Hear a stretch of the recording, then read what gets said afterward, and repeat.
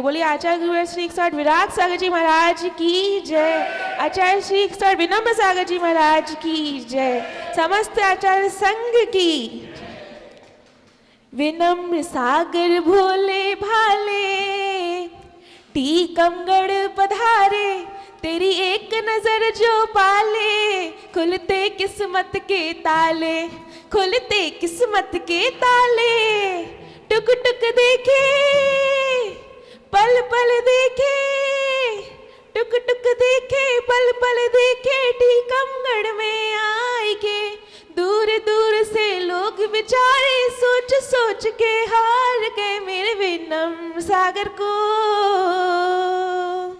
मेरे विनम्र सागर को गुस्सा नहीं आता, मेरे विनम्र सागर को गुस्सा नहीं आता। मुस्काते हैं मेरे विनम्र सागर, गुस्सा नहीं आता। धरती के जैसे सहनशील है, त्याग में कोई ना इनके सम है। मुस्काए तो महावीर लगते, आशीष देखे आदि बाबा जी झलकते। शिष्य कहे हम धन्य हो गए ऐसे गुरु को पाई के। धरती अंबर शर्मा जाती जब गुरुवर मुस्काए के। मेरे विनम्र सागर को, मेरे विनम्र सागर को गुस्सा नहीं आता, मेरे विनम्र सागर को गुस्सा नहीं आता। तप की है गर्मी सर्दी न लगती, मन है शीतल गर्मी न लगती। पथरीली राहों पर या पानी बरसे, चलना हो तो हर हाल में चलते। भीड़ भाड़ से ना कोई मतलब, तन्हाई उन्हें भाई रे। शिष्यों को समझाते देखो और स्वयं मुस्काए के। मेरे विनम्र सागर को, मेरे विनम्र सागर को गुस्सा नहीं आता, मेरे विनम्र सागर को गुस्सा नहीं आता। मुस्काते हैं मेरे विनम्र सागर, गुस्सा नहीं आता, मेरे विनम्र सागर को गुस्सा नहीं आता। बोलिए आचार्य शिक्षण विनम्र सागर जी महाराज की जय। समस्त मुनि संघ की जय। कितना सुंदर मंगलाचरण किया कि विनम्र सागर जी को गुस्सा नहीं आता। सच में इतने वर्ष हो गए, मैंने आचार्य श्री को कभी गुस्से में नहीं देखा, हमेशा मुस्कुराते रहते हैं। मुस्कुराते रहते कि नहीं, आप ही बताओ। जिन ने भी दर्शन किए सच में कभी गुस्से में नहीं देखा। धन्य ऐसे आचार्य परमेष्ठी। और मंगलाचरण के पश्चात हम सभी ने अपने आचरण को पवित्र बनाया। इसके बाद चित्तन आवरण और दीप प्रज्वलन के लिए मैं आमंत्रित करता हूं गुड्डू दरगिया परिवार, पूरा परिवार आ जाए। अशोक दरबारी परिवार, आज उनका पाद प्रचलन था, अशोक दरबारी परिवार भी हो तो वो आ जाए, दोनों परिवार। और आज का चित्तन आवरण और दीप प्रज्वलन करें। तुम सामने आ जाओ अपने प्यारे भक्तों को, अपने प्यारे भक्तों को दर्शन दे जाओ। तो बोलना कभी तो ये बाबा साथी बन जाता है, कभी तो ये बाबा माझी बन जाता है। ज्योति से ज्योति जलाते चलो, ज्ञान की गंगा बहाते चलो। ज्योति से ज्योति जलाते चलो, ज्ञान की गंगा बहाते चलो। अपनी ओर से, अपने परिवार की ओर से, समाज की ओर से निवेदन करते हैं, हे गुरुदेव आपकी देशना हम सभी के लिए कल्याणकारी हो, ऐसी देशना देखने की कृपा करें। नमोस्तु गुरुदेव, नमोस्तु गुरुदेव, नमोस्तु गुरुदेव। सभी लोग वंदना मुद्रा में रीढ़ की हड्डी को सीधा करके हाथ जोड़ करके उच्च ध्वनि में माइंड कंसंट्रेट करने का मंत्र एक बार उच्चारण करें। ओम नमो हरिहंताय नमः। ओम नमो हरिहंताय नमः। ओम नमो सिद्धाय नमः। ओम नमो सिद्धाय नमः। ओम नमो आयर्याय नमः। ओम नमो आयर्याय नमः। ओम नमो वच्छायाय नमः। ओम नमो वच्छायाय नमः। ओम नमो लोहे सव्वसाहुनम। ओम नमो लोहे सव्वसाहुनम। ओम नमो लोहे सव्वसाहुनम। ओम नमो लोहे सव्वसाहुनम। एक कजराश्री आदिनाथ भगवान की जय। एक कजराश्री पार्श्वनाथ भगवान की जय। एक कजराश्री महावीर भगवान की जय। परम पूज्याचार्य गुरु श्री विराट सागर जी गुरुदेव की जय। अहिंसा मई जैन धर्म की जय। भले परम पूज्य चरणाचार्य भगवान गुरुवर श्री विनम्र सागर जी गुरुदेव की।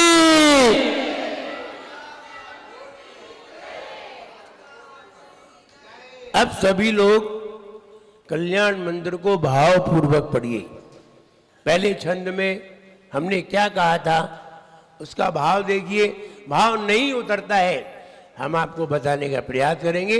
पहले आप भाव में पहुंचिए। कल्याण मंदिर ऐसे समझिए, आपकी आंखों के सामने पार्श्वनाथ भगवान विराजमान है। हम पार्श्वनाथ भगवान के सामने बैठे हुए हैं और हम उनकी स्तुति करने जा रहे हैं। कल्याण मंदिर मुदार मावद्य भेदी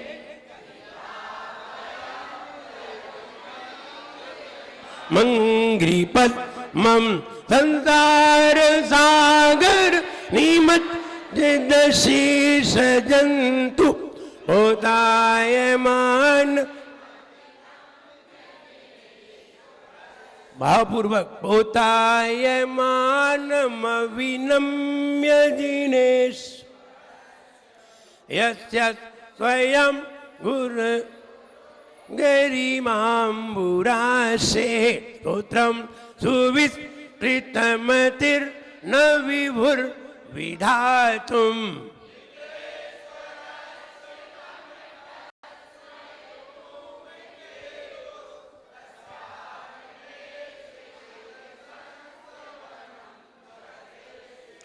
सामान्यतो अपि तव वर्णयितुं स्वरूपमस्मादिशः कथमधीश भवन्त्यधीशाः।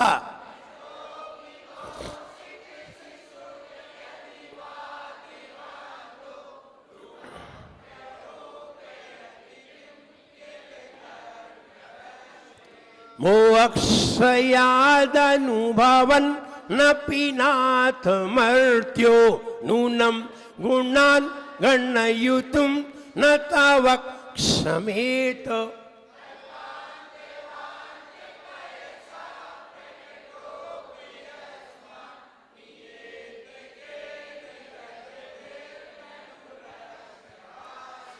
अव्युज्यतोऽस्मि तव नाथ जडाशयोऽपि कर्तुं स्तवं लसदसंख्य गुणाकरस्य।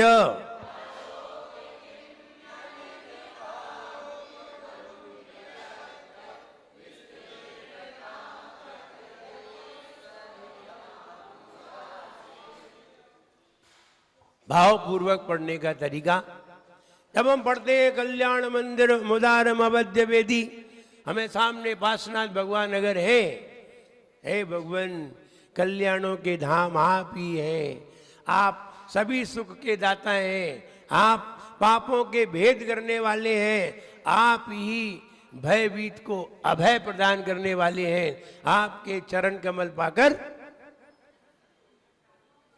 आपके चरण कमल डूबते हुए को सहारे हैं, नौका के समान है। ऐसे पार्श्वनाथ भगवान को मेरा ये भाव आना चाहिए। और आप जल्दी भाव आ पाए ना आ पाए, इतना तो आ ही जाए, कल्याणों के धाम पाप के भेदी अभय प्रदाता, इतना तो आ ही जाए, सर्व सुखदाता इनके चरण। इतना पढ़ते समय तो इतना चिंतन पे आ ही जाए तो समझना चाहिए आपके हाथ अपने आप जुड़ जाएंगे और अपने आप ही प्रणाम हो जाएगा। ये है ओरिजिनल। और अगर तुमने देखा देखी की कि उन्होंने हाथ जोड़े तो तुमने जोड़ लिए, तो तुम्हारी समझ में नहीं आई। दूसरे छंद में ये कहते हैं, हे भगवान, आपके गुणों का कौन विस्तार कर सकता है? मैं भी बिना मति मेरी फिर भी विस्तार कर रही है अल्प बुद्धि होने पर भी। और यहाँ कह रहे हैं कि जिन्होंने कमट के मान को नाश किया है, उन पार्श्वनाथ भगवान की स्तुति मैं भी करूँगा। ये दूसरे छंद में कहा जा रहा है। ये भाव आ जाना चाहिए कि कमट को जिन्होंने परास्त कर दिया, कमट के मान को जिन्होंने भस्म कर दिया, उन पार्श्वनाथ भगवान का स्तवन मैं भी करूँगा। तीसरे में कहते हैं, हे भगवान, आपका कथन करने में समर्थ नहीं है, आपका कथन करने में समर्थ नहीं है। जैसे उल्लू है, उल्लू का बच्चा सूरज का कथन करे, ऐसी मेरी दशा है। मैं आपका कथन कैसे कर सकता हूँ, फिर भी मैं तैयार हुआ हूँ। और चौथे छंद में, हे भगवान, आपके अनंत गुणों को कौन गिन सकता है? जब किसी ने समुद्र की रत्न राशि को नहीं गिन पाया, आपके गुणों को कौन गिन सकता है? जबकि समुद्र में रखी राशि संख्यात है, गिनी जा सकती है, और आपके गुण तो अनंत हैं, कौन गिन सकता है? ऐसा भाव अंदर में लघुता पैदा करता है। और जब 5वां छंद आता है तब कहते हैं, हे भगवान, हम जड़ बुद्धि होने पर भी हम आपकी स्तुति करने के लिए तैयार हुए हैं। क्या बालक अपनी बुद्धि से समुद्र के विस्तार को नहीं बताता है? बताता है। ऐसे ही मैं भी आपकी स्तुति करने के लिए तैयार हुआ हूँ। ये वाला भाव आप रोज पढ़िए, जो हम बोलते हैं उसे लिखिए, और आप लिखेंगे और बार बार पढ़ेंगे, बार बार समझेंगे कि इसमें ये कहा गया है, तब आप कहीं भाव पूर्वक उतर पाएंगे। फिर भी आप बीच बीच में आप विचलित हो जाएंगे, पढ़ रहे हैं, इधर उधर आपका मन चला जाएगा और आप भाव में नहीं उतर पाएंगे। ऐसा होता है। इतना तो है कि आप 5 रोटी खाते हैं तो एक आध रोटी में तो स्वाद आ ही जाता है। ऐसे ही 10-20 छंद पढ़ते हैं तो 2-4 छंद में तुम्हारा भाव पहुंच ही जाता है। इसमें उतना सा श्लोक भाव पूर्वक हो जाता है। इसलिए पूजन में भी ऐसा ही है कि तुम्हारा भाव उतर जाए, और ध्यान रहे, जिसमें तुम्हारा भाव उतर जाता है वो दिन भर असर करता है, दिन भर असर करेगा। तुम कोई चीज बढ़िया तन्मय होकर के गा लीजिए, सवेरे उठ करके भगवान के चरणों के सामने तन्मय होकर के गा लीजिए, तुम दिन भर वही गुनगुनाओगे, दिन भर। इसलिए भाव पूर्वक, इसीलिए बार बार गाए, सवेरे भगवान की पूजन भाव पूर्वक करिए। देखो दिन भर तुम्हारे मुंह से वही निकले, लेकिन अगर भाव पूर्वक नहीं किए है तो फिर दिन भर तुम्हारे मुंह से वो चीज नहीं निकलेगी। इसलिए हम बार बार कहते हैं इसे भाव पूर्वक बनाइए। द्रव्य पूर्वक बनाने से कोई लाभ नहीं है। द्रव्य का फल द्रव्य, पैसा मिल जाएगा, धन मिल जाएगा, वैभव मिल जाएगा, मकान मिल जाएगा, ऐशो आराम मिल जाएगा। भाव का फल, भाव वाले को ये सारी चीजें भी मिलेंगी और ऊपर से मन की शुद्धता भी प्राप्त होगी। इसलिए मन की शुद्धता विशेष है। पहला चरण कौन सुना रहे? अच्छा, आज सुनते नहीं है, आज बाद में सुनेंगे, आज पढ़ाते हैं। ये योगी नाम न यान्ति गुणास्तवेशः।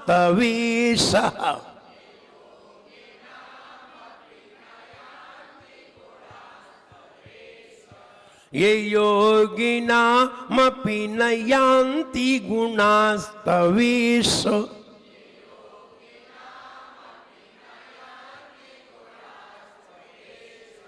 वक्तुं कथं भवति तेषु ममावकाशः।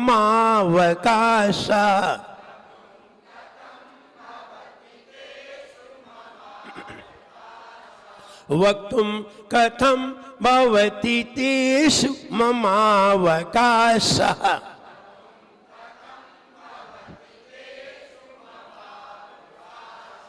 जाता तदेवमसमीक्षित कारितेयम्।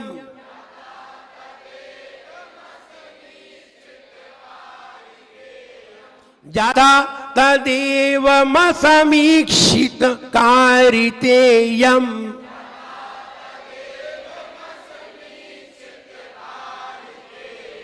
जल्पन्ति वा निजगिरा ननु पक्षिणो अपि।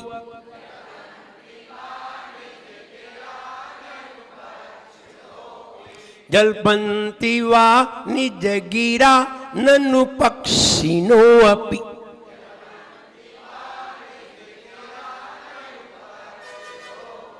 पढ़िए।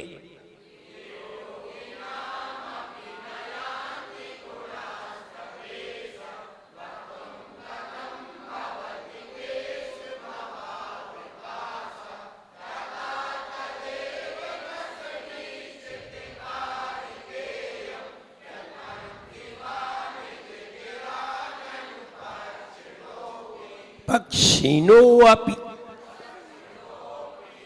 Any problem? Any problem? क्या बोल रहे? कोई लाइन समझ में तो नहीं आ रही? सब समझ में आ रही? आगे बढ़े, दोबारा बढ़े तो बोला करो। ये योगी नाम अपि न यान्ति गुणास्तवेशः।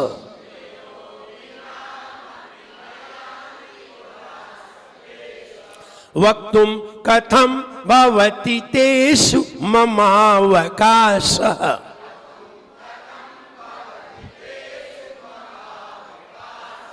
जाता तदेवमसमीक्षित कारितेयम्।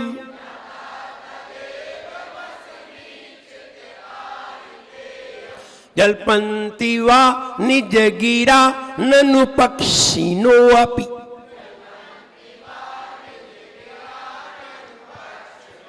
जल्पन्ति वा निजगिरा ननु पक्षिणो अपि।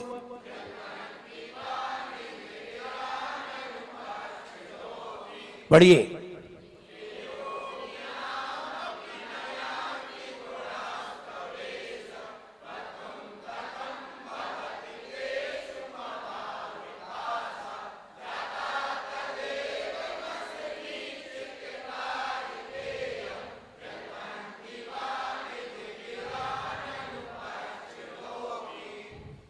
Any problem? संतान संपत्ति प्रसाधक। संतान संपत्ति प्रसाधक। साधक माने बढ़ाने वाला। संतान बढ़ाने वाला और संपत्ति। संतान भी दो तरह की होती है, एक शरीर की संतान और एक हमारी संतान। शरीर की संतान से सभी परिचित हैं, बेटा बेटी सभी से परिचित हैं, क्योंकि शरीर से तो हम पहले से ही परिचित हैं। आत्मा की संतान से परिचित नहीं है। आत्मा की संतान बहुत है, शरीर की संतान तो गिनी चुनी है, गिन लो। आत्मा की संतान में प्रमुख संतान है सम्यक दर्शन, सम्यक ज्ञान, सम्यक चारित्र, तप। ये आत्मा की संतान है, इससे आत्मा प्रसन्न होती है। और बेटा बेटियों को देख करके शरीर प्रसन्न होता है, आत्मा प्रसन्न नहीं होती, आत्मा दुखी होती है। बाद में आत्मा दुखी होती है और इसमें आत्मा प्रसन्न होती है। मन प्रसन्न कब होता है?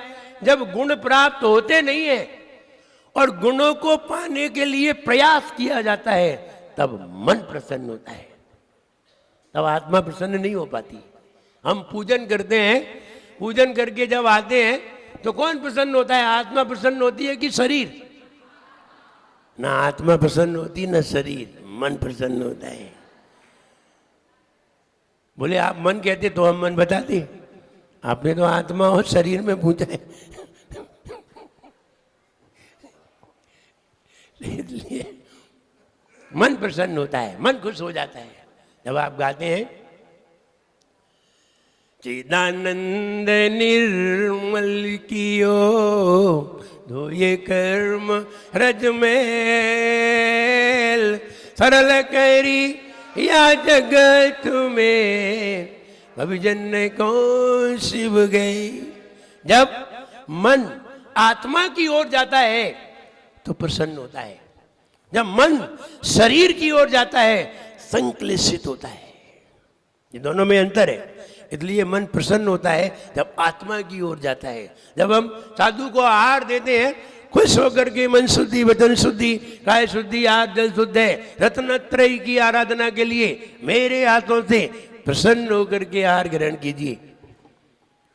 तो साधु टेंशन में भी होगा तो भी प्रसन्न हो जाएगा, क्योंकि वो कह ही रहा है कि हंसते मुस्कुराते हुए आहार ग्रहण कीजिए। अभी टीकमगढ़ के लोग ऐसा बोलते नहीं है, वो इतना ही बोलते मन शुद्धि, वचन शुद्धि, काय शुद्धि, आहार जल शुद्ध है।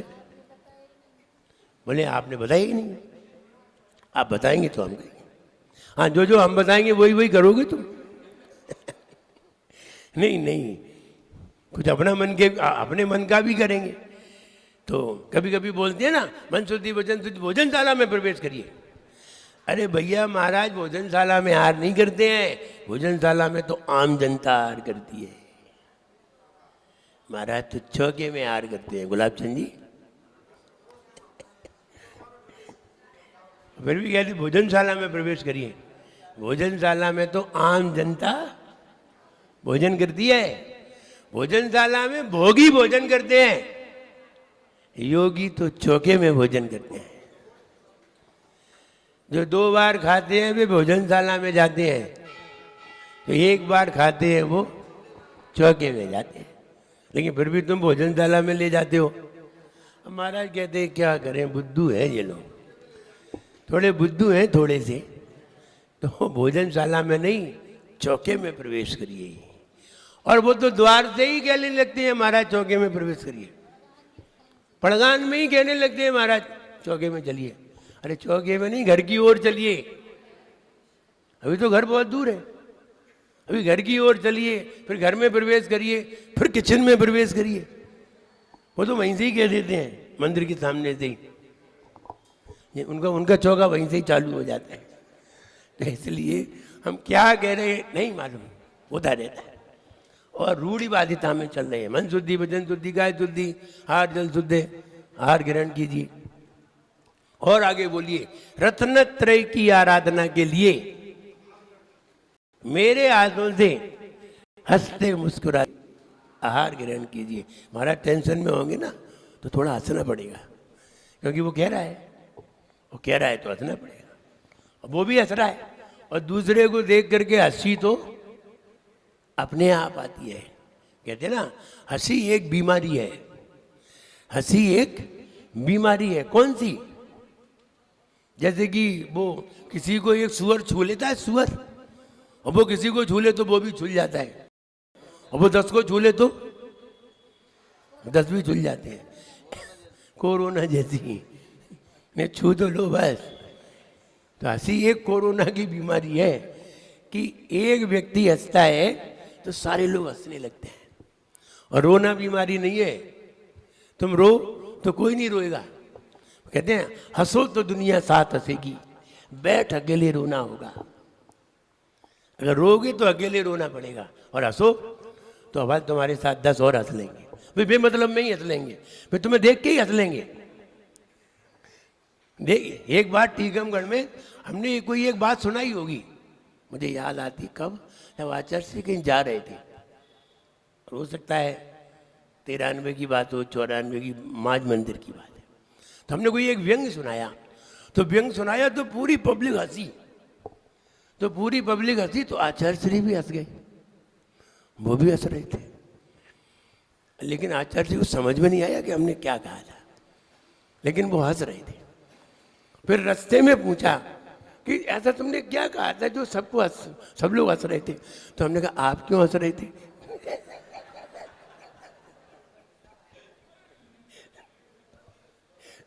तो ये तो एक व्यंग्य था। तो आचार्य श्री बोले कि सब लोग हंस रहे थे, अगर हम नहीं हंसते तो सब लोग क्या सोचते कि इनकी समझ में नहीं आया होगा। तो हंसी एक बीमारी है कोरोना की, जो देखते ही लगती है, छूने से तो लगी जाती है, देखते ही लग जाती है। इसलिए संतान, एक अंतरंग की संतान और एक बहिरंग संतान। कई लोग जिन्हें अंतरंग का ज्ञान नहीं होता, वो बहिरंग संतान को ही सब कुछ समझते हैं और उसी के मोह में मर जाते हैं, मोह में ही जिंदगी गुजार जाते हैं। जिन्हें अंतरंग का ज्ञान हो जाता है वो कहते हैं ये तो शरीर की संतान है, अब अंतरंग संतान को प्राप्त करते हैं। अंतरंग संतान में आनंद है। अंतरंग संतान के लिए अगर तुम प्रयास करो तो मन प्रसन्न हो जाता है, और अंतरंग संतान को प्रयास न करो, शरीर की संतान के लिए कार्य करो तो मन प्रसन्न तो नहीं होता, संक्लेशित जरूर हो जाता है। इसलिए संतान, संपत्ति, इसका भी विवेचन सुनिए। संपत्ति किसे कहते हैं? संपत्ति होती है चक्रेश जी, संपत्ति, विपत्ति और आपत्ति, 3 चीजें होती है। संपत्ति किसे कहते हैं? आपत्ति किसे कहते हैं? विपत्ति किसे कहते हैं? आप मेरी डेफिनेशन सुनिए, शास्त्रों में लिखी हो नहीं लिखी हो वो छोड़ो। संपत्ति जो यहां भी सुख दे और वहां भी सुख दे, उसे संपत्ति कहते हैं। गुण, यहां भी सुख दे वहां भी सुख दे, संपत्ति कहते हैं। यहां भी दुख दे और वहां भी दुख दे, उसे विपत्ति क्या कहते? विपत्ति।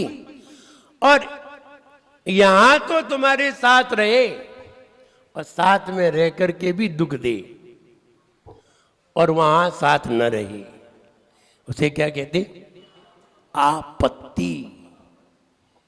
संपत्ति यहां भी सुख दे वहां भी सुख दे, गुण, यहां भी दुख दे वहां भी दुख दे, अवगुण। और संयोग, ये यहां तो दुख देता है और वहां साथ में नहीं रहता। कोई साथ जाता है? कोई साथ नहीं जाता। वो एक तुमने वो गीत सुना हो, आफत गले पड़ी है, हाँ शंकर भैया सुना सकते हैं, हाँ शंकर भैया सुनाते थे, इसलिए वो याद है। जब से हुई है शादी आंसू बहा रहा हूं, हाँ याद आ गई। आफत गले पड़ी है, अब समझिए संयोग क्या है? आपत्ति है ये। मकान, धन, परिवार, व्यापार सब आपत्ति है। जब इसमें सफल नहीं होते, अंत में यही कहना पड़ता है क्या करें, बड़ी आफत है। यही कहते ही नहीं कोमल चंद जी, बड़ी आफत है। चाहे शरीर से पीड़ा हो, चाहे अन्य किसी से पीड़ा हो, चाहे व्यापार से हो, चाहे किसी से हो, एक ही बात कहते। ये नहीं कहते विपत्ति है, ना ये कहते कि संपत्ति है, एक ही बात कहते। क्या शेखर चंद जी? बड़ी आफत है, बड़ी आफत है। व्यक्ति की पत्नी मर गई, व्यक्ति की पत्नी मर गई, अब बड़ी मुश्किल से तो मरी थी, तो वो मरघट पे जलाने जा रहा था, और मरघट पे जला करके जब आया तो बड़ी मुश्किल से तो गई है, तो पहले तो वो जब जा रहा था तो जाते जाते पत्नी अभी ओरिजिनल मरी नहीं थी, लेकिन सांस रुक गई थी, तो उसने समझा कि मर गई, तो थोड़ी देर देखा तो अब चलो इसका क्रियाक्रम करा, तो उसको बांध करके जब ले जा रहे थे तो ले जाते बहुत सारे लोग थे, तो वो आगे चल रहा था उसका पति, तो उसे तो मालूम नहीं था, और पीछे पत्नी चल रही थी लेकर के, कई लोग लेकर के चल रहे थे। अचानक एक पेड़ से टकरा गई, क्या? अर्थी पेड़ से टकरा गई, पेड़ से टकराई तो गिर पड़ी तो पत्नी की चेतना आ गई। अब पत्नी की चेतना आई तो पत्नी तो उठ के बैठ गई।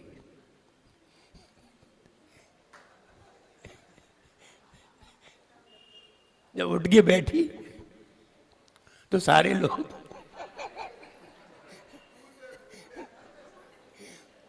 भैया आप तुम संभालो, तुम्हारी है, हमारी थोड़ी है। सारे लोग भाग गए, वो अकेला रह गया। अब वो क्या करता? अब उसने सोचा अब जिंदा हो गई तो अब घर तो ले जानी ही पड़ेगी, तो उससे कहा चल इधर की जगह इधर चल, ले आई घर पे। थोड़े दिन जीवित रही और थोड़े दिन बाद वो ओरिजिनल मर गई। अब फिर उनकी अर्थी बनाई गई और ले जा रहे थे, पति आगे चल रहा था, जैसे ही वो पेड़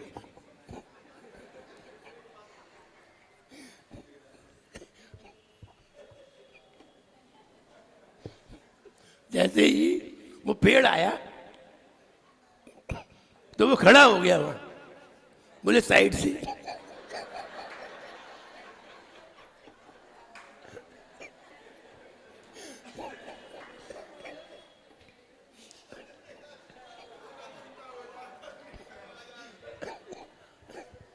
बोला 30 साल में बड़ी मुश्किल से तो मरी है, साइड से। आखिरकार मरघट तक पहुंचा और मरघट में अंतिम संस्कार करके और पूरा संस्कार निपटा के वो आ रहा था, अकेला था, कोई था ही नहीं, सारे लोग चले गए। अब वो अकेला वहाँ बैठा था और जब आया साफ करके तो इतने में आंधी आ गई, तूफान आ गया, बिजली कड़कने लगी। उसने ऊपर देखा और बोला ठीक है, ऊपर पहुंच गई, समाचार आ गया।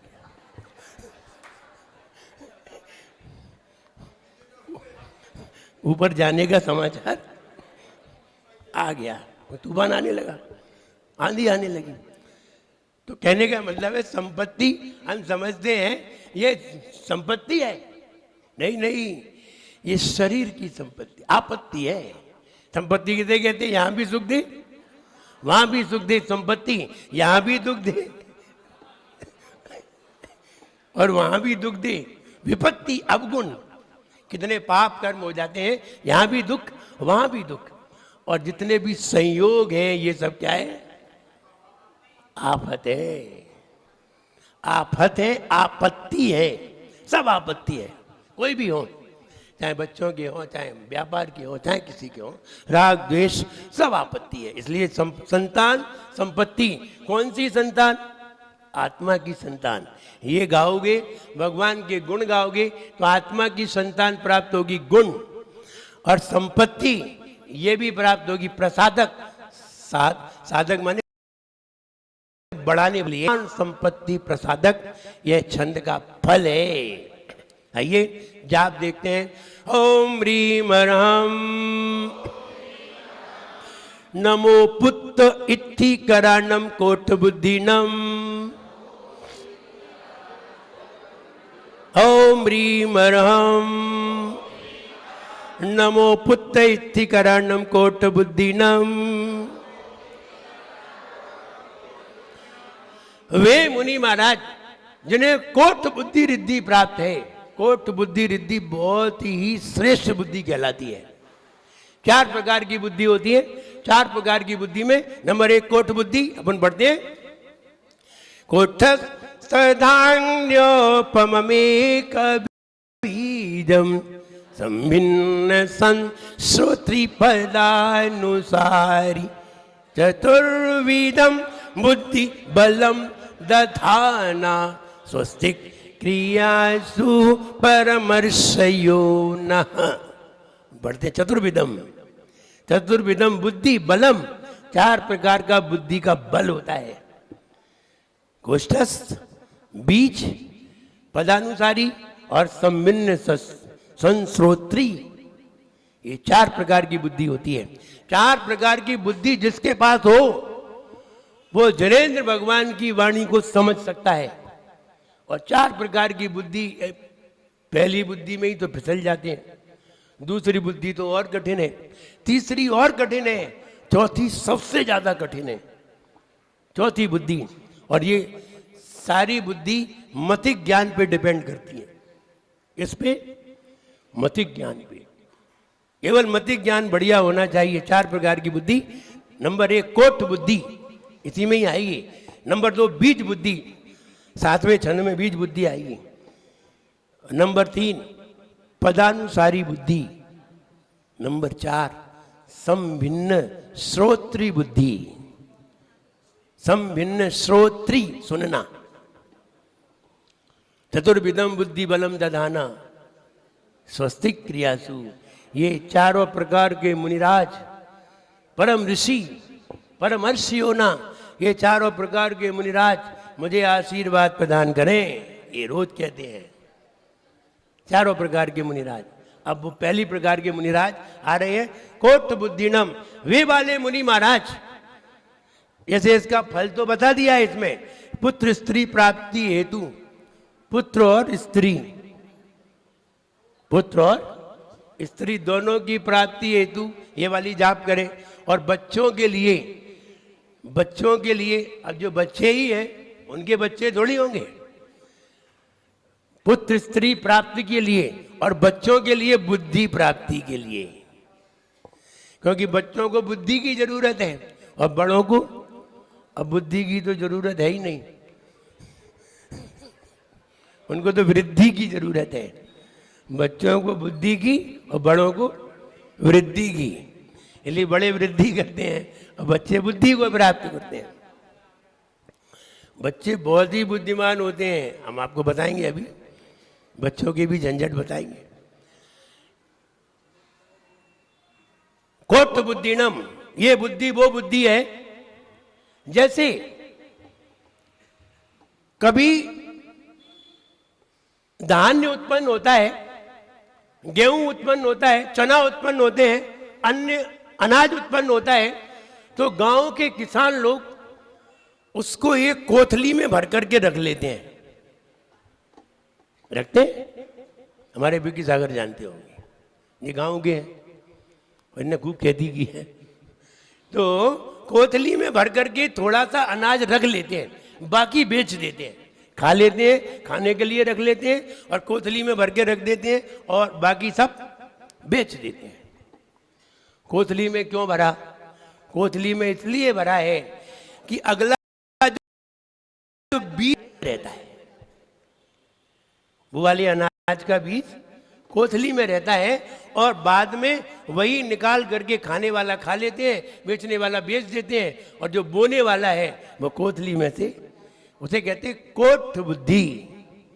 इसी कोथली से ही कोठ बुद्धि का निर्माण हुआ। वो देखिए, जो हमने याद किया था, जो हमने पहले पढ़ा था, जो भी पढ़ा है वो सारा हमारे मेमोरी में फीड रहता है। लेकिन मेमोरी में तो फीड रहता है, याद तो किया है, लेकिन समय पर याद नहीं आता। ये बच्चों के लिए है ये बात। ये बच्चे बहुत याद करते हैं, खूब पढ़ते हैं, रात रात भर पढ़ते हैं और एग्जाम में जाके भूल जाते हैं। सारे बच्चों की यही शिकायत होती है, चाहे वो बच्चा एमए का हो, चाहे बीए का हो, अथवा सीए का हो और नीचे की क्लास का हो, बच्चे याद करते हैं और एग्जाम में जा करके भूल जाते हैं। और बच्चे ही नहीं भूले हैं, हम लोग भी तो बच्चे थे तब भी भूले हैं। और हम महाराज के ही सामने खड़े होते हैं तो खड़े होते ही भूल जाते हैं, वैसे सब याद रहता है। रहता है कि नहीं? रहता है। और महाराज के सामने खड़े होते ही हाथ पांव कांप जाते हैं और भूल जाते हैं। बिल्कुल अच्छी तरह याद था और खड़े हुए तो भूल गए। ऐसा होता है। ऐसा क्यों होता है हम ये भी बताएंगे। ऐसा कब नहीं होगा ये भी समझिए। जो लोग पढ़ने के बाद स्मरण नहीं करते, पढ़ने के बाद जो लोग स्मरण नहीं करते, आंख बंद करके उसे स्मरण नहीं करते, वे लोग याद करने के बाद भी एग्जाम में जाकर के भूल जाते हैं। उन्हें समय पर वो चीज याद नहीं आती। समय पर उन्हें ही याद आती है जो पढ़ने के बाद स्मरण करते हैं, बार बार स्मरण करते हैं, उन्हें वो बात समय पर याद आती है। और ध्यान रहे, कीमत उसी की है जो समय पे बता दे, और जो समय पे ना बताए उसकी कोई कीमत नहीं है। तुम कितना भी याद करो, इंटरव्यू देने जाओ और अगर उसने पूछा और तुमने तत्काल नहीं बताया तो तुम्हारी कितने भी साल की पढ़ाई हो सब बेकार है। कितने भी साल की पढ़ाई हो सब बेकार है। तत्काल नहीं बताया। आपने मेडिकल की दुकान खोली, किसकी? आप दुकान किसी की भी खोलो, मेडिकल की खोली अथवा किराने की खोली अथवा और किसी की खोली। आपने किराने की दुकान खोली, मेडिकल की दुकान खोली और आपको किसी ग्राहक ने आके पूछा, भैया 2 बैरालगन दे दो, 4 कोटस्माइल टैबलेट दे दो। अब उसने आगे पूछा कि मांगा कि 4 कोटस्माइल दे दो, और तुम कह रहे कहाँ रखी है? बोले खड़े रहो हम देख के बताते हैं। बोले तुम देखते रहो हम दूसरे से ले आते हैं। किसकी कीमत हुई? बुद्धि की, और उसमें भी प्रज्ञा की। प्रज्ञा किसे कहते हैं? यह तो अगर तुमने प्रश्न पुटअप किया है और तत्काल उत्तर दिया जाए उसे प्रज्ञा कहते हैं, और ये बुद्धि का काम है। बुद्धि अच्छी होगी तो तत्काल तुम दे दोगे, अगर तुम्हें मालूम है तो तत्काल ला करके दे दोगे ग्राहक को, और तुम्हारी दुकानदारी अच्छी होगी। और अगर तुम्हें नहीं मालूम कि टैबलेट कहाँ है, तुम ढूंढते ही रहे, तब तक ग्राहक आगे बढ़ जाएगा। यही हाल किराने का है। कोई भी चीज रखी है और तुम्हें नहीं मालूम, तुम ढूंढ रहे, सारे डिब्बा खोल खोल के देख रहे, क्योंकि तुम डिब्बा खोलो हम बाजू से ले आते हैं। इसलिए कीमत किसकी है? तत्काल उत्तर देने की। एग्जाम में आप 1 साल पढ़ते हैं, 1 साल पढ़ने के बाद 3 घंटे में आपकी परीक्षा हो जाती है। 3 घंटे में, और 3 घंटे में जो तुम्हें याद आ गया उसी से तुम्हारी डिवीजन आएगी, और अगर याद नहीं आया तो तुम फेल हो जाओगे। तुम फेल हो जाओगे। इसलिए याद कैसे आता है ये बच्चे नहीं जानते। बच्चे तो दिन भर पढ़ते रहते, रात भर रटते रहते, रटते रटते रटते रटते सो जाते हैं। फिर सवेरे उठते हैं तो सब साफ हो जाता है। दूसरा कोई बोलता है तो याद आ जाता है। दूसरा कोई बोलता है तो तत्काल याद आ जाता है। इसका मतलब है तुम्हारी स्मरण शक्ति तो कमजोर हुई है, स्मृति प्रत्यभिज्ञान तेज हो गया। वो तो सबको ही होता है। इसलिए याद करने की क्षमता बढ़ाइए। याद करने की क्षमता कैसे बढ़ती है मैं बताता हूं। आप पढ़िए, बच्चों को पढ़ने दीजिए, 1 घंटे पढ़ने दीजिए। 1 घंटे पढ़ने के बाद वही बच्चा जो कुछ भी पढ़ा है उसे 5 मिनट आंख बंद करके स्मरण करिए। आंख बंद करके, कान को बंद करके, आंख को बंद करके, सब कुछ बंद करके बिल्कुल शांति से बैठ करके उसका स्मरण करिए। किसका? जो तुमने 1 घंटे में पढ़ा है। अगर तुम्हें स्मरण आ गया, पूरा स्मरण आ गया, फिर आप आंख खोल लीजिए, आप आराम से सो जाइए। सवेरे उठोगे, आंख बंद करोगे, फिर स्मरण आ जाएगा।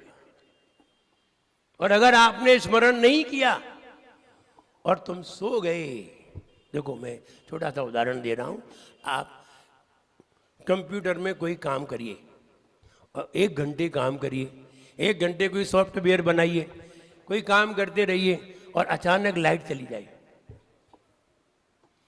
तो तुमने जितना भी बनाया था वो सब क्या होता है? उड़ जाता है, गायब।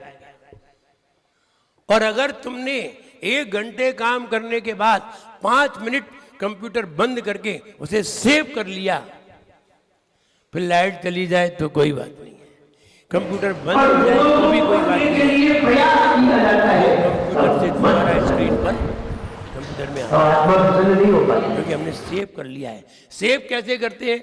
जब कंप्यूटर के सारे काम बंद हो जाते हैं तब सेव होता है। और जब हम पढ़ते हैं और पढ़ने के बाद हम सारे काम बंद कर देते हैं, आँख कान सब बंद कर देते हैं, तो वो सेव होता है। जो सेव नहीं करते वे बाद में पछताते हैं, दुखी होते हैं।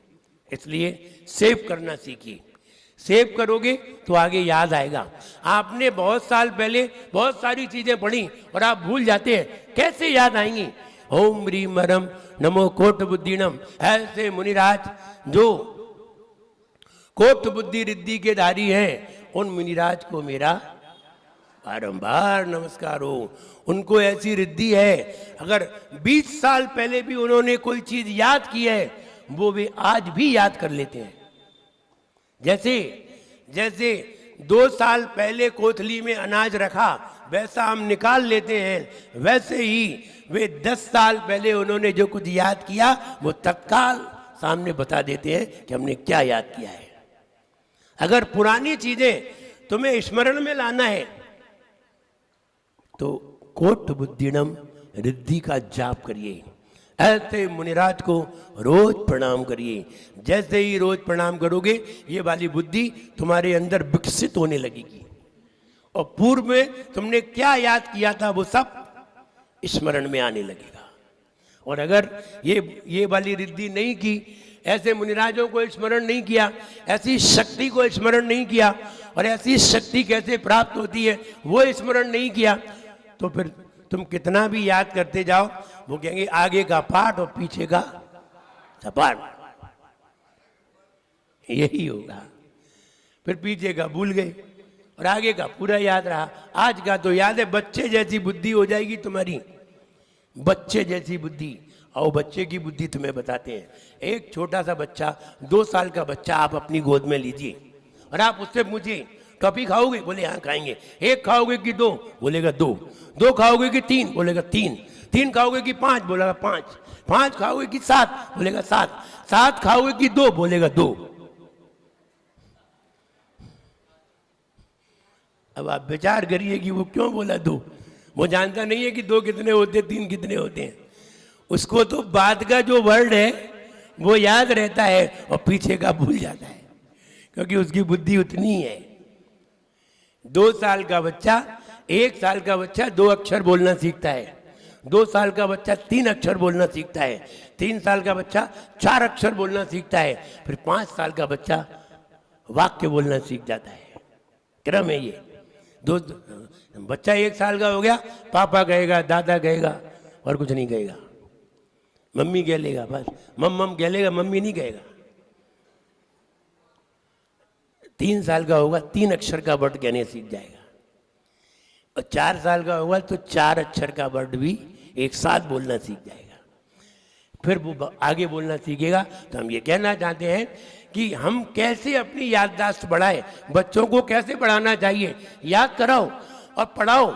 1 घंटे पढ़ाने के बाद बच्चों को 5 मिनट का ध्यान कराना सिखाओ। मनोरंजन भी जरूरी है, बच्चों का मन बदलना भी जरूरी है। बच्चों का मन नहीं बदलेगा तो एक ही चीज पे टिका रहेगा तो मन टेंशन में भी आएगा।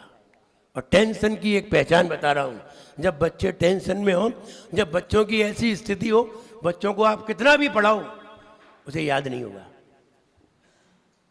आप बच्चे को पढ़ाएं और बच्चे के माथे पे ऐसी लकीर आ जाए ऐसी खड़ी यहां पर।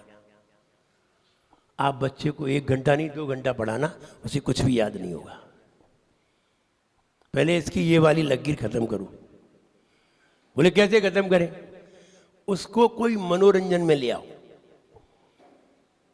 उसको खुशी में ले आओ, उसके मन की कोई ऐसी बात करो जिससे वो खेलने में मस्त हो जाए, और जैसे ही 5 मिनट खेलेगा तो उसके ये वाली लकीर खत्म हो जाएगी, फिर ये वाली लकीर चालू हो जाएगी।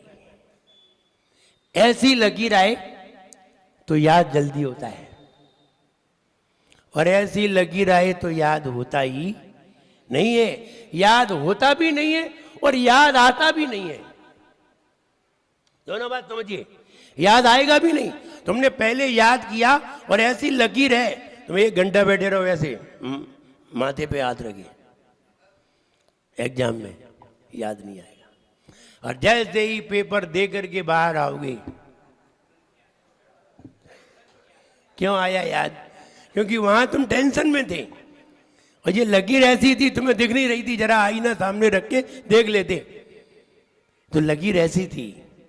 उस समय प्रसन्न होना चाहिए। प्रसन्न कैसे होते हैं? प्रसन्न होने के भी कई तरीके हैं, बच्चों को भी और अपने को भी प्रसन्न होने के कई तरीके हैं। बच्चा जब रिजल्ट लेने गया तो पिता ने कहा बेटा फेल नहीं होना, फेल हो गए तो तुम मेरे बेटा नहीं। गुस्से में कह दिया फेल हो गए तो मैं तुम्हारा पिता नहीं, तुम मेरे बेटा नहीं। तो बच्चा धीरे से बोला पापा वो स्कूल का टेस्ट है, डीएनए का टेस्ट नहीं है।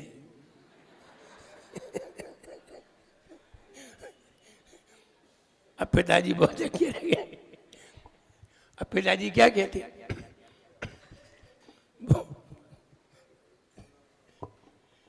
बच्चे हैं, कैसा भी उत्तर दे सकते हैं।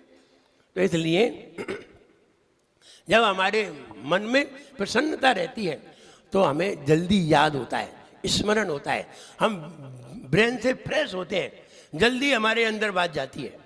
और जब फ्रेश नहीं होते और टेंशन में होते हैं तो हम कितनी भी देर चाहे महाराज की बात सुने, चाहे किताब की बात पढ़ें, कोई भी चीज़ हमें याद नहीं होगी।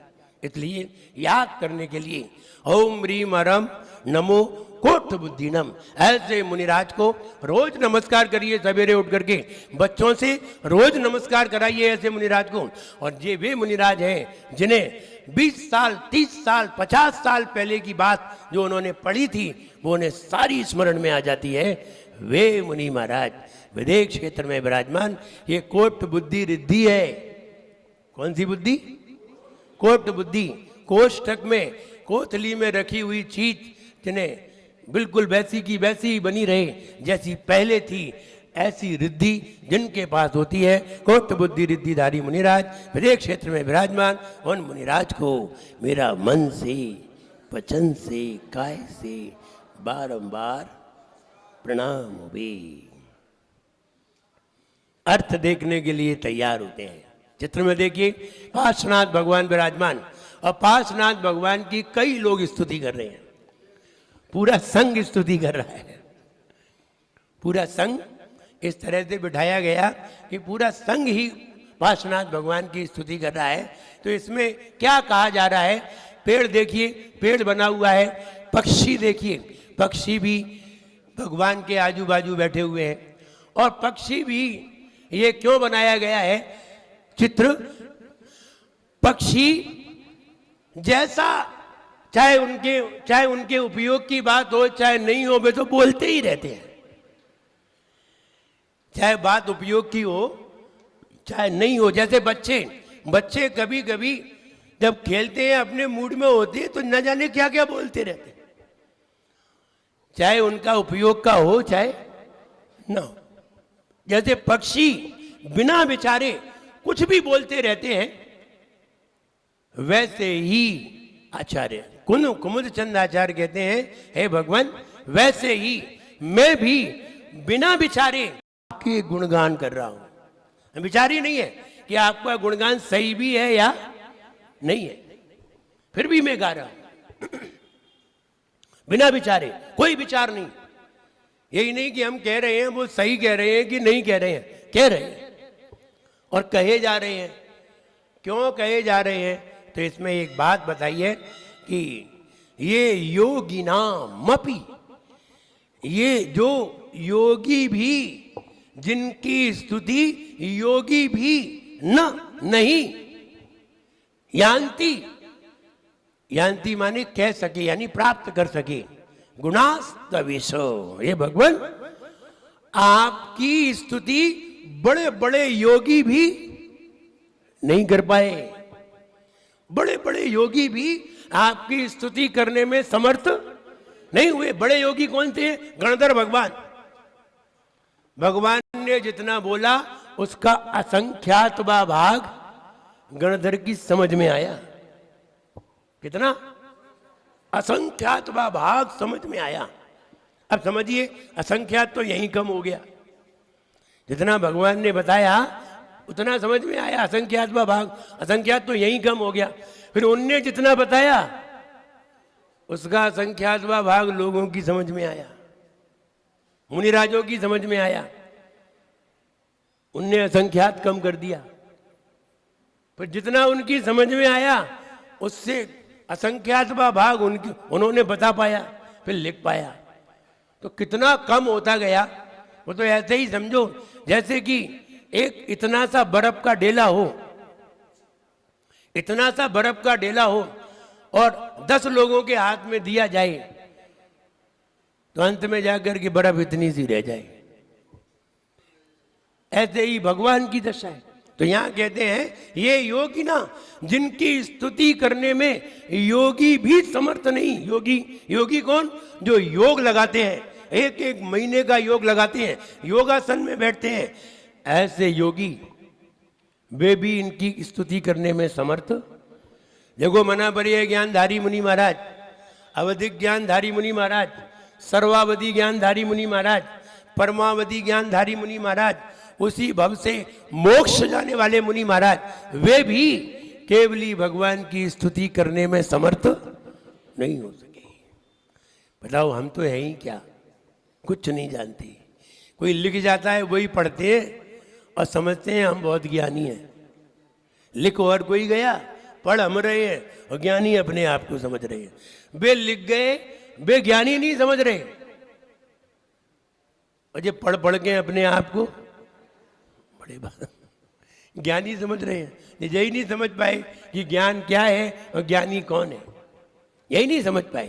तभी तो कहा था अज्ञानी तो अपने आप को ज्ञानी समझता है, ज्ञानी है जो अपने आप को अज्ञानी समझ लेता है। ये योगी नाम अपि न यान्ति गुणान सवेश।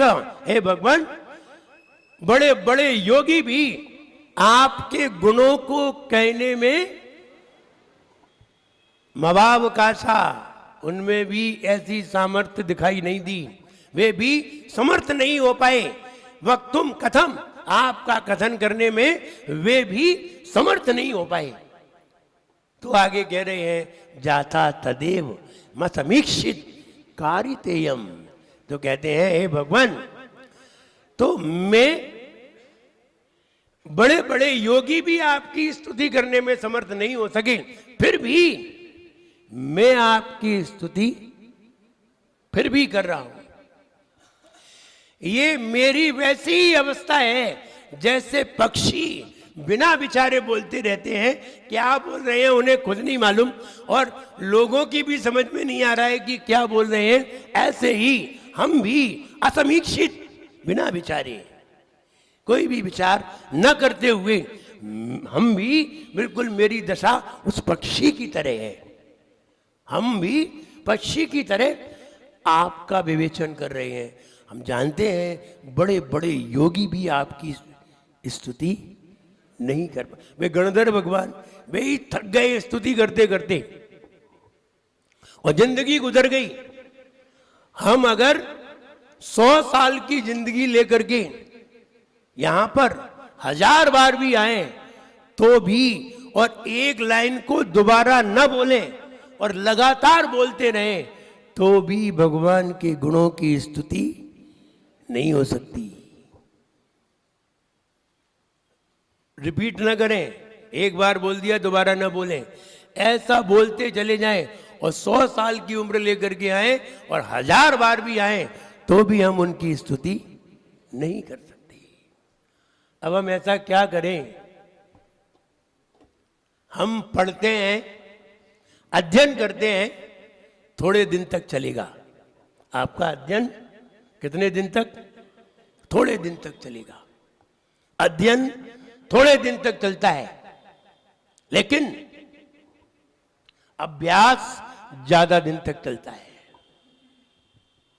अभ्यास करोगे बहुत समय तक चलेगा, अध्ययन करोगे थोड़े समय तक चलेगा। आचार्यों ने अभ्यास करने को कहा या अध्ययन करने को? अभ्यास करने को। आप पढ़िए, शास्त्राभ्यासो जिनपदनुति संगति सर्वदार्यई।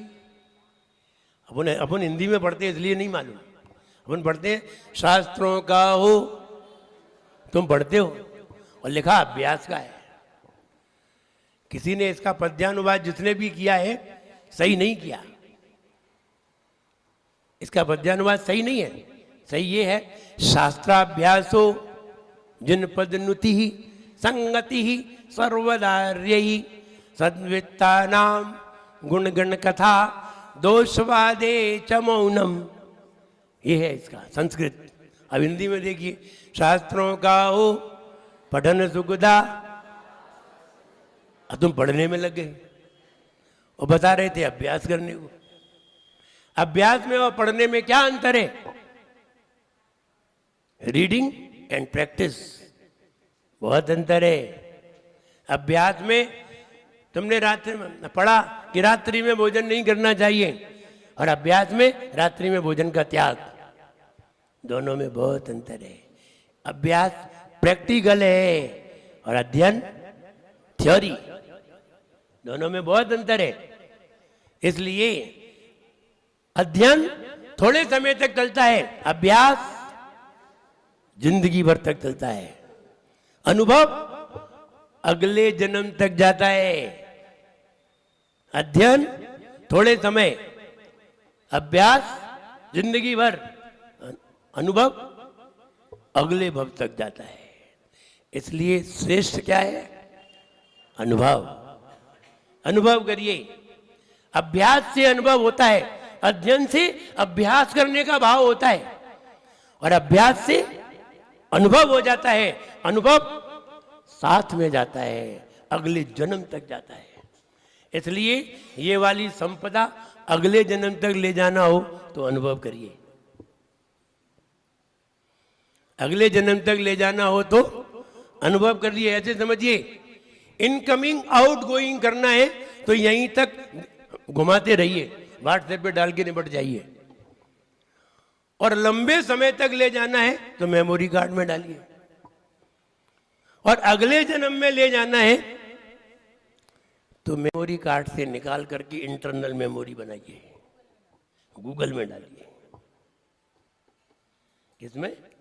गूगल में। अमेरिका में भी पैदा होगे तो तुम्हें मिल जाएगा। यहाँ से अमेरिका भी चले गए तो भी वहाँ जाके देख लोगे कि क्या चीज़ हमने डाला था। ये अनुभव है, अगले जीवन में चला जाएगा। अनुभव अगले जीवन में जाता है, अभ्यास इसी जीवन तक चलता है, और अध्ययन तो थोड़े समय के बाद गायब हो जाता है। इसलिए अध्ययन से अच्छा अभ्यास है, अभ्यास से अच्छा अनुभव है। हे भगवान, ये योगी ना, बड़े बड़े योगी भी आपके गुणों को कहने में समर्थ नहीं हो सके। मैं कह रहा हूं तो मेरी अवस्था ऐसी है जैसे कि पक्षी न जाने क्या क्या दिन भर बोलते रहते हैं, उन्हें खुद नहीं मालूम कि हम क्यों बोल रहे हैं। और पक्षियों को मालूम भी हो लेकिन दूसरों को नहीं मालूम कि पक्षी। और कभी कभी पक्षी वैसे भी बोलते रहते हैं, वे उड़ रहे हैं तो भी चिल्ला रहे हैं, वे बैठे हैं तो भी चिल्ला रहे हैं।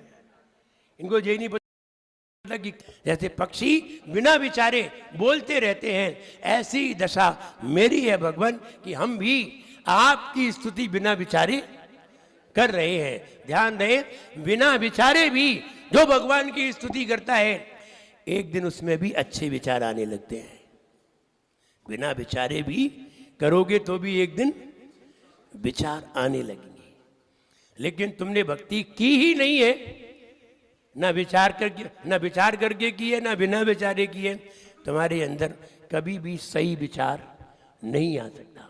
इसलिए यहाँ आचार्य कुमुदचंद महाराज यही कहने जा रहे हैं, हे भगवान, कितनी लघुता बता रहे हैं कि हम बिना विचारे आपकी स्तुति कर रहे हैं, हमें खुद नहीं मालूम कि हम क्या कर रहे हैं। वो कभी कभी वो कहते हैं कि कभी कभी हम नहीं बोलना चाहते हैं फिर भी कभी कभी बोल जाते हैं। ये ओरिजिनल कंडीशन है। ओरिजिनल में बिना विचारे काम होता है। जैसे कि लोग, वो नार्को टेस्ट होता है, तो नार्को टेस्ट में वो जो विचारता है वो नहीं बोलता है। जैसे कि कभी कोई व्यक्ति शराब पी ले और अच्छी शराब पी ले कस के,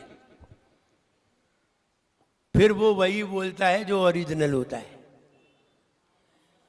उसने कहीं रुपया छुपा करके रख दिए हैं किसी ने, और किसी ने सोना छुपा करके रख दिया है, और उससे पूछना है तो जब तक वो सचेत है, जब तक वो विचार कर रहा है, तब तक तो बताएगा नहीं, क्योंकि उसने पहले ही विचार कर लिया था कि मुझे किसी को बताना ही नहीं है। ये तो विचार पहले ही कर लिया था, तो वो बताएगा ही नहीं, तुम कितना भी पूछो। लेकिन अब उसे शराब पिला दो तो शराब के मद में उसकी बुद्धि काम, अब उससे जो भी पूछोगे वो बिल्कुल सही बताएगा। ऐसे ही आचार्य कुमुदचंद महाराज कह रहे हैं, मेरे अंदर कोई विचार नहीं आ रहा है, अब जो भी मेरे मुख से निकल रहा है वो सब ओरिजिनल है, सही है, वो अंदर का मेरा भाव है। वो कहते हैं ना, religion happen but is not done. धर्म कर नहीं सकते, धर्म करने चलोगे तो बुद्धि काम करेगी, और जब बुद्धि काम न करे तो ओरिजिनलिटी होगी। रिलीजन हैपन्स, धर्म होता है बट इज नॉट डन, किया नहीं जाता। और ऐसे समझ में जल्दी आ जाएगा, धर्म किया नहीं जाता। अब समझ में आ गया, करोगे तो बुद्धि काम करेगी।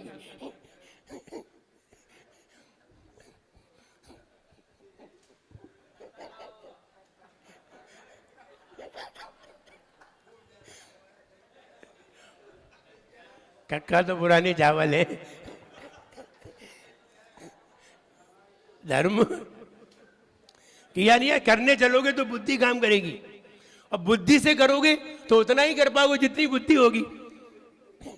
बताओ, बुद्धि से करोगे तो उतना ही कर पाओगे जितनी बुद्धि होगी। तो इसलिए धर्म किया नहीं जाता। रिलीजन हैपन्स, धर्म होता है बट इज नॉट डन, किया नहीं जाता। और हमने ऐसे कहा तो जल्दी समझ में आ गई, वैसे समझा रहे तो समझ में नहीं आ रही थी। फिर आपको जैसे समझ में आती है हमें वैसे ही समझाना पड़ता है।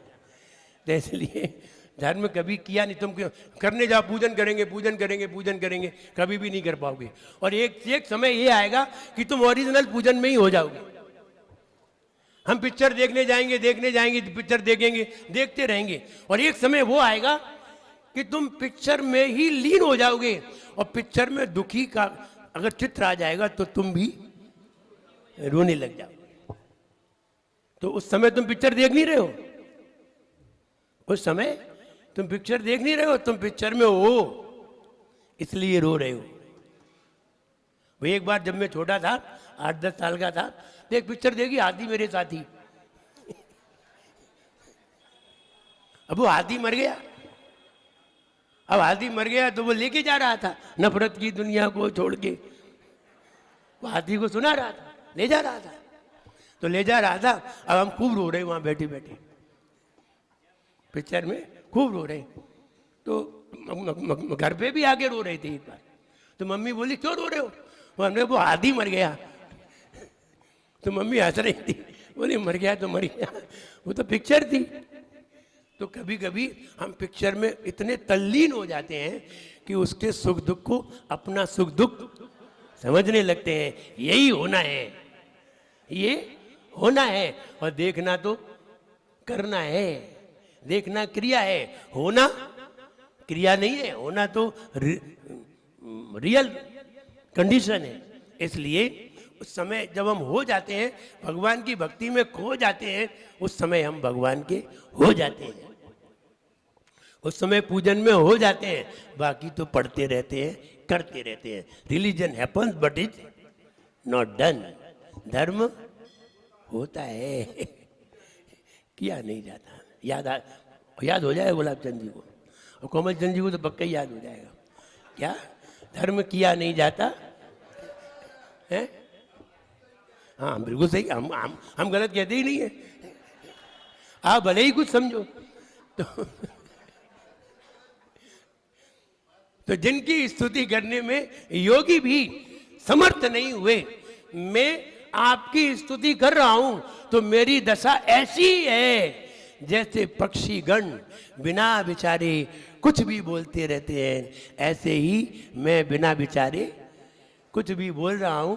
मेरी स्तुति पे आप ध्यान मत देना कि हम क्या कह रहे हैं, आप तो मेरे भाव को समझना। इसलिए वो यहाँ आचार्य कुमुद चंद महाराज अपनी लघुता पेश कर रहे हैं। आइए फीट करने के लिए तैयार होते हैं।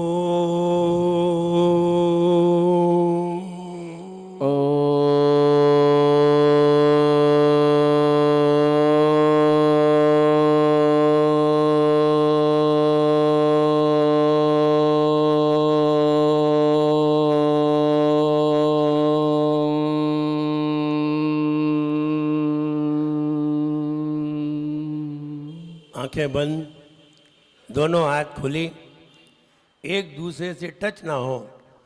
3 मिनट मेरी बात सुननी है, 1 मिनट या 2 मिनट में रिपीट करना है, और आपको वह फीट करना है कि इस छंद में आचार्य कुमुद चंद महाराज क्या भाव अपना प्रदर्शित करना चाहते हैं। हे भगवान, जैसे परिंदे बिना सोचे समझे कुछ भी बोलते रहते हैं। हे भगवान, जैसे परिंदे बिना सोचे समझे कुछ भी बोलते रहते हैं। हे भगवान, जैसे पक्षी बिना सोचे समझे कुछ भी बोलते रहते हैं।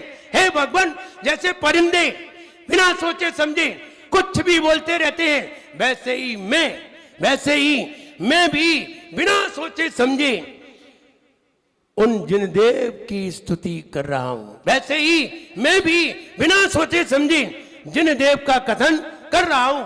वैसे मैं भी बिना सोचे समझे जिनेंद्र भगवान के गुणों का कथन कर रहा हूं, जिनका कथन करने में बड़े बड़े योगी भी समर्थ नहीं हो सके, जिनका कथन करने में बड़े बड़े योगी भी समर्थ नहीं हो सके।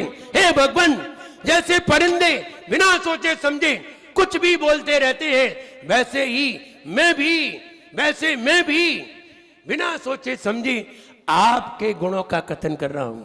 हे भगवान, जैसे परिंदे बिना सोचे समझे कुछ भी बोलते रहते हैं, वैसे ही मैं भी बिना सोचे समझे आपके कर रहा हूं। वैसे मैं भी आपके बिना सोचे समझे आपके गुणों का कथन कर रहा हूं। हे भगवान, जैसे परिंदे बिना सोचे समझे कुछ भी बोलते रहते हैं, वैसे ही मैं भी बिना सोचे समझे आपके गुणों का कथन कर रहा हूं। जिनके गुणों का कथन करने में बड़े बड़े योगी भी समर्थ नहीं हो सके, जिनके गुणों का कथन करने में बड़े बड़े योगी भी समर्थ नहीं हो सके। रिपीट, हे भगवान, हे भगवान, हे भगवान, जैसे परिंदे बिना सोचे समझे कुछ भी बोलते रहते हैं। हे भगवान, जैसे परिंदे बिना सोचे समझे कुछ भी बोलते रहते हैं, वैसे ही मैं भी बिना सोचे समझे आपके गुणों का कथन कर रहा हूं। जिनके गुणों का कथन करने में बड़े बड़े योगी भी समर्थ नहीं हो सके। हे भगवान, जैसे परिंदे बिना सोचे समझे कुछ भी बोलते रहते हैं, वैसे ही मैं भी बिना सोचे समझे आपके गुणों का कथन कर रहा हूं। जिनका कथन करने में बड़े बड़े योगी भी समर्थ नहीं हो सके। आंख खोल लीजिए। फीड हुआ? बालिकाओं में कौन बताएंगे? छोटी बालिकाओं में। आज बालिकाएं आई है, फिर बालक से पूछते हैं, वही बालिकाएं बताइए। अच्छा, बालिकाओं ने फीड नहीं कर पाया। पुरुषों में बताइए, जिनका कथन करने में, हाँ बताइए, दादाजी बता रहे हैं।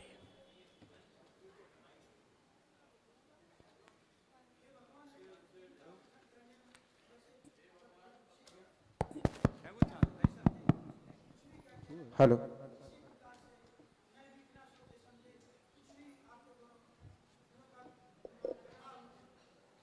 जिनका बड़े बड़े योगी भी समर्थ नहीं हो सके। बहुत अच्छे, बैठ जाइए। जब इन जैसे दादाजी को जो 60 पार कर गए और उनको याद हो रहा है, तो छोटे लोगों को तो जल्दी याद हो जाता है। और कौन सुना रहे? महिलाओं में, हाँ सुनाइए।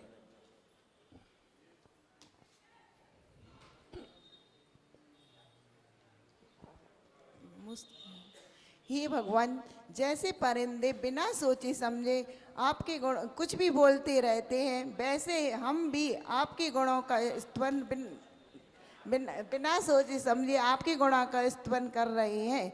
जिनके गुणों का स्तवन करने में योगी जन भी समर्थ नहीं है। बड़े बड़े योगी भी समर्थ नहीं हो सके। बिल्कुल सही। देखिए, जब महिलाएं चावल बनाती हैं, भात बनाती हैं, चावल नहीं बनाती, चावल तो बनते हैं।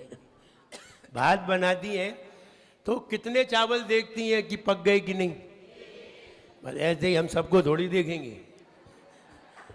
एक दो तराश लिए, चावल बन गए होंगे। आइए पद्यानुवाद पढ़ते हैं, पेज नंबर 25। बड़े बड़े ऋषि और तपस्वी साक्षी गाने गुणगान, ए प्रभु हम कैसे गा सकते कितना तुझ में दर्शन ज्ञान। मेरे द्वारा किया गया यह तब स्तवन मुक्ता, परिणत अपनी दर्शाई है, लेकिन लगती बिना विचार, लेकिन लगती बिना विचार। कल्याणों के धाम है पार्श्वनाथ भगवान, उन प्रभुवर को मैं सदा करूं विनम्र प्रणाम। उपसर्गों को जीत कर पाया केवल ज्ञान, पार्श्वनाथ जिन देव को लाखों बार प्रणाम। गुण अनंत की प्रभुवर खान, कोई न कर पाए गुणगान, योगीश्वर भी थक थक हारे पा न सके वे भी विश्राम। भूल गया मैं अपनी शक्ति प्रकट कर रहा फिर भी भक्ति बिना विचारे तो की मैंने पुण्यदायिनी मेरी प्रवृत्ति पुण्यदायिनी मेरी प्रवृत्ति। कल्याणों का धाम यही स्तोत्र बताए रे। कल्याणों का धाम यही स्तोत्र बताए रे। पार्श्व प्रभु को पार्श्व प्रभु को शीश झुकाए। कल्याणों का धाम यही स्तोत्र बताए रे। हो कल्याणों का धाम यही स्तोत्र बताए रे।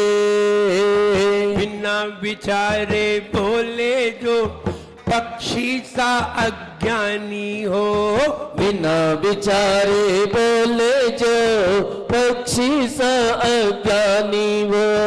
कैसे प्रभु गुण गाए वो कैसे प्रभु गुण गाए वो। कैसे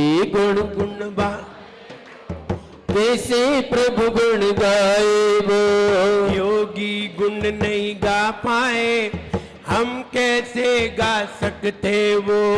योगी गुण नहीं गा पाए हम कैसे गा सकते वो। फिर भी गुण गाए हो फिर भी गुण गाए धर्मी बतलाए। जीवन है पानी की बूंद भव मिट जाए रे। हो जीवन है पानी की बूंद भव मिट जाए। होंगी अनहोनी हो होंगी अनहोनी कब क्या घट जाए। जीवन है पानी की बूंद कब मिट जाए रे। हो जीवन है पानी की बूंद कब मिट जाए रे। और एक गजानन श्री बासुनाथ भगवान की जय। प्रश्न नंबर 1 किसी की किस्मत में नहीं हुआ करते। बोले परम पूज्य चरणाचार्य भगवान गुरुवर एक साक्षी विनम्र सागर जी महामुनि राज की। जो घर से चल करके किसी आनंदित व्यक्ति के पास आया करते हैं वे ही आनंद का लुत्फ उठाया करते हैं। हर किसी की किस्मत में नहीं हुआ करते। पूजन करते में वो आनंद नहीं आएगा जो 1 घंटे यहाँ सुनने में आनंद आएगा। इसमें केवल पढ़ना ही नहीं है, पढ़ना भी है, हंसना भी है, गाना भी है और अंतरंग का आनंद भी है। सब शामिल है। इसी का नाम प्रवचन है। सभी लोग यहाँ पर पढ़ते हैं, बच्चे भी देखिए अभी पढ़ते कोई हैं, ना बूढ़े जाए, भी प्रश्न पढ़ते मंच हैं। होने वाला है, 5 मिनट और रुकिए। बच्चे भी पढ़ते हैं, बूढ़े भी पढ़ते हैं, महिलाएं पढ़ती हैं, दादियां पढ़ती हैं, सब लोग पढ़ते हैं पर पढ़ करके भूल जाते हैं। बड़ी बीमारी है।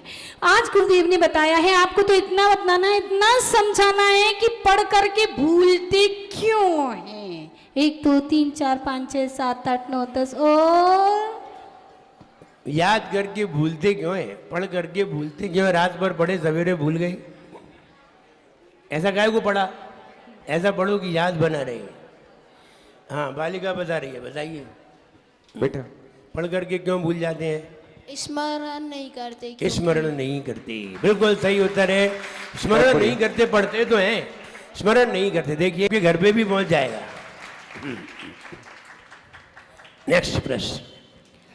हम सभी लोग जब कोई काम करते हैं तो किसी न किसी की जरूरत के कारण करते हैं। आपको इतना बतलाना है, इतना समझाना है कि आज के समय में बच्चों को किसकी जरूरत है और बड़ों को किसकी जरूरत है। 1 2 3 4 5 6 7 8 9 10 और बहुत अच्छा है। 2 ही शब्द बताए थे। बच्चों को किसकी जरूरत है और बड़ों को किसकी। अभी किनसे पूछा था। बच्ची से। अच्छा इधर से पूछा था।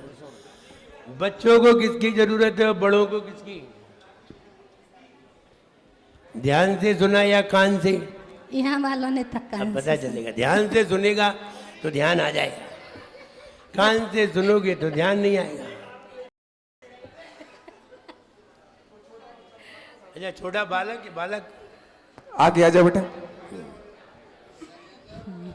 बच्चों ने ध्यान से सुना है। अब बच्चों कल से बच्चों की छुट्टियां लगने वाली हैं, तो एक लाइन पहले से यहाँ से बालकों की, हाँ, और यहाँ पर बालिकाओं की, बताइए। उसके बाद से महिलाएं बैठेंगी। और यहाँ ये टेबलें हैं जो थोड़ी पीछे तक लंबी लगा दें, यहाँ ये लोग जुगट्टा सा बना के बैठ जाते हैं। अच्छे से बैठो, अच्छे से फोटो आएगी आप लोगों को, सामने से ज़्यादा समझ में आता है।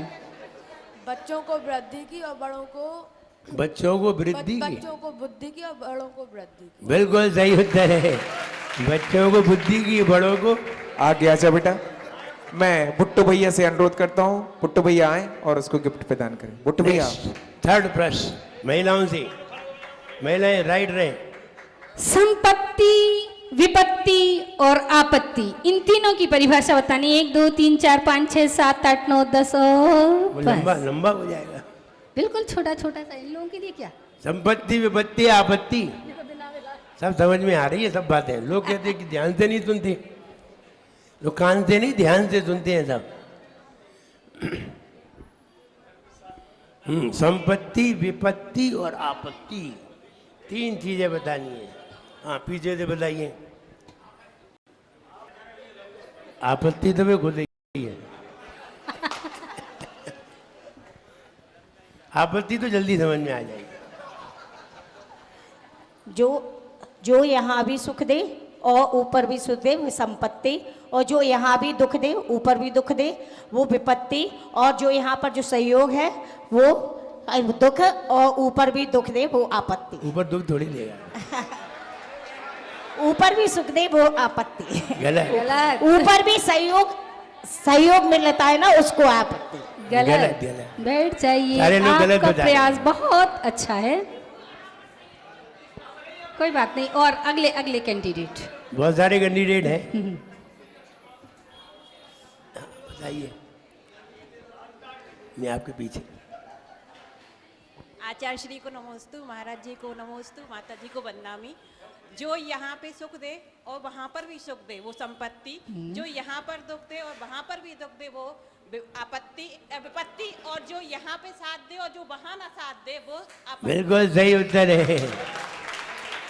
यहाँ पर बुट्टू रहे, भैया, वहाँ बुट्टू पर भैया। न रहे, विपत्ति, आपत्ति। संतोष अहिंसा आगे आ जाए। ऐसी परिभाषाएं लोगों को जिंदगी भर याद रहेंगी। अगला प्रश्न। नेक्स्ट प्रश्न, अंतिम। नहीं, 2 है। हाँ ठीक है, अगला प्रश्न। 3 ही तो हुए। अगला प्रश्न जल्दी।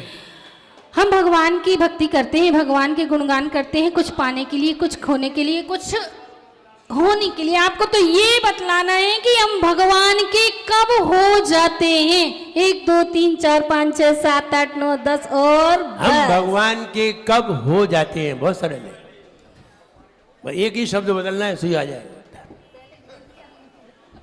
हम भगवान के कब हो जाते हैं, बताइए।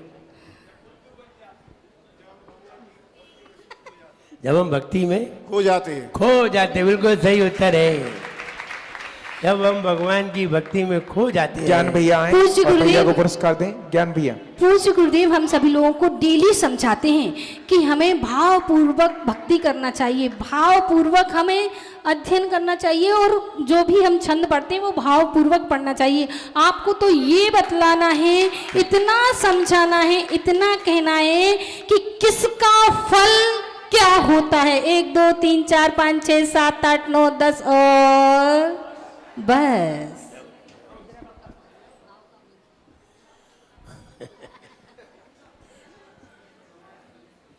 किसका फल क्या होता है, मतलब ये बताना है।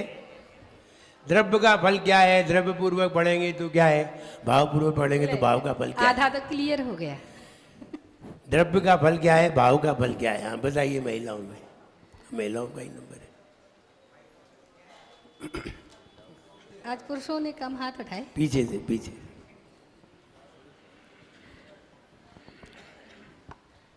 आचार्य श्री को नमोस्तु, महाराज श्री को नमोस्तु, माता जी को वंदामि। द्रव्य का फल द्रव्य ही मिलता है, संपत्ति वैभव ये सब मिलेगा। और भाव से जब भक्ति करते हैं तो हमारा परभाव भी सुधरता है, भाव का ही सच्चा फल मिलता है हमें। भाव का फल क्या है? भाव के फल से ही परभाव सुधरता है, भक्ति आनंद। थोड़ा सा मिस हो रहा है। आचार्य ने शुरू में ही बताया था जब छंद का उच्चारण करवा रहे थे तब। आप आए थे कि नहीं? जल्दी थोड़ा आ गए? लेट आए। थोड़ा गलत हो गया, बैठिए। नमस्ते।